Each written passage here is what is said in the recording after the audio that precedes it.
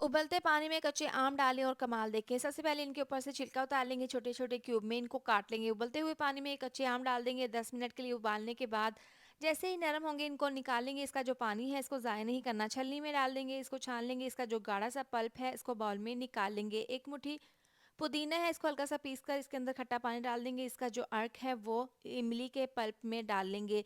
अब इसको मिक्स कर लेंगे। इसमें 2 कप डाल देंगे खट्टा पानी और साथ ही डाल देंगे चाट मसाला, ज़ीरा पाउडर, पिसी हुई काली मिर्च और आधी चम्मच जायके के हिसाब से नमक, पिसी हुई चीनी, आधा कप डालकर इसको मिक्स कर लेंगे। ग्रीन कलर डाल देंगे। इसको मिक्स करने के बाद अब यहाँ पर आइसक्रीम मोल्ड है, इसके अंदर ये तमाम मिक्सचर डाल देंगे। इसको कवर करके पूरी रात के लिए फ्रीज़ कर लेंगे।